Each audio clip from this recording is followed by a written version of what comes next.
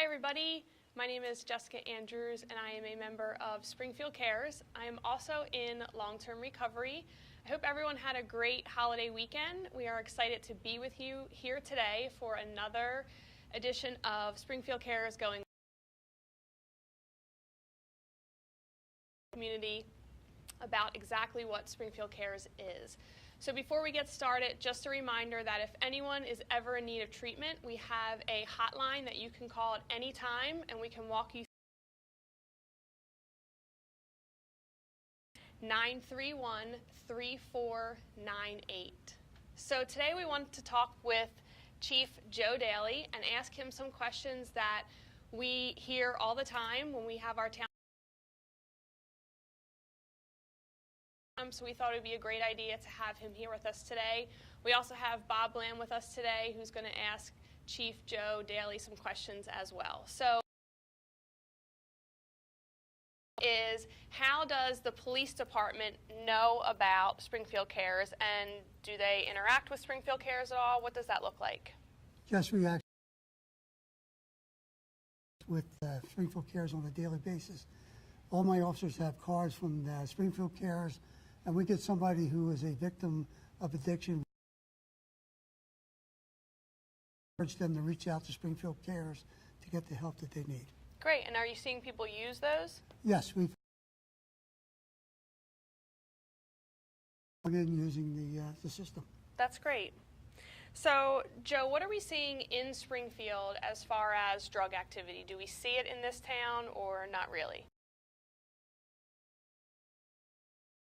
Town that I know of that doesn't experience this epidemic. What are we seeing on a daily basis? Can you share any statistics with us, or?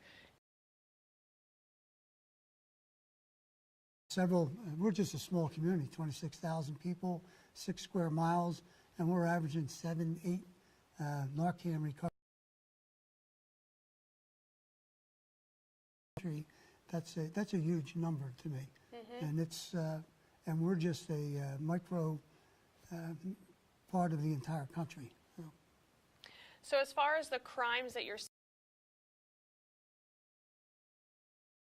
I would say close to 83% of our crimes are connected to drugs in some fashion. Things like retail theft. Retail theft, a lot of things, people who to feed their substance, and they take from the families. We see a lot of that. That's from actually family members.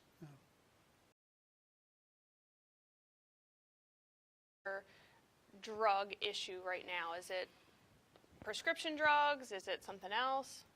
It's prescription drugs, and a lot of cost of the prescription drugs on the street at $35 a pill. That heroin is a cheaper source for somebody that's suffering through addiction.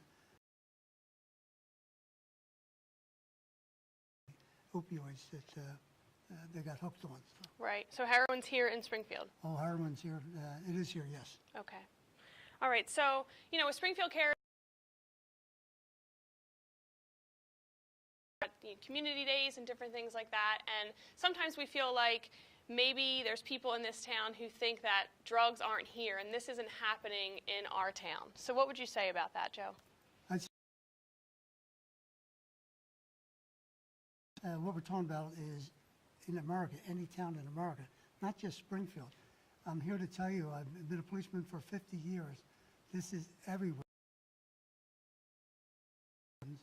And unfortunately, there's far too many people who view this as somebody else's problem, that it's not something. Everybody should be concerned with this. Everybody should work with these grassroots and things like Springfield Coalition to start addressing this epidemic and get these poor souls. Well, thanks so much for sharing that, Bob. So my name's Bob Lamb, and I'm a person in long-term recovery. I've been a member of the Springfield Cares Coalition since its initiation. I know you talked about, your police officers responding to opioid overdoses and being able to administer naloxone. Can you talk about the Good Samaritan laws and what your police officers do? Have is the officers each have their Narcan assigned to their vehicles. We carry it in our. We use it extensively, and we replace it free. County, every police officer in Delaware County carries Narcan, and we carry it for the simple reason of trying to save lives, and it has proven time and time again. Samaritan law a little bit here. What we have is, I want people to understand that if you have somebody who has suffered an overdose, do not sanitize the room. We're on the verge of death, and moments matter. So we will not arrest anybody if there's drugs in the room,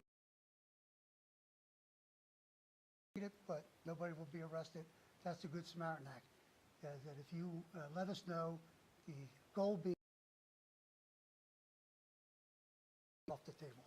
Yeah, that's great to know, and it's kind of something that we hear is people being worried about just being able to relay that information to the public is there's laws in place for that, and that your officers are aware of that. Another thing that we commonly hear is when naloxone is administered out of their overdose. Can you explain your officers' experience with that? Our experience is that because they were they were at death's door, and we brought them back. And sometimes there's a reaction, but never violent, more confused, and harms associated with that, but nothing dramatic. Okay. That's good to know. And we will be talking more about Narcan next week. Early next week, we'll be doing another one of these Facebook Live events. So, if you know it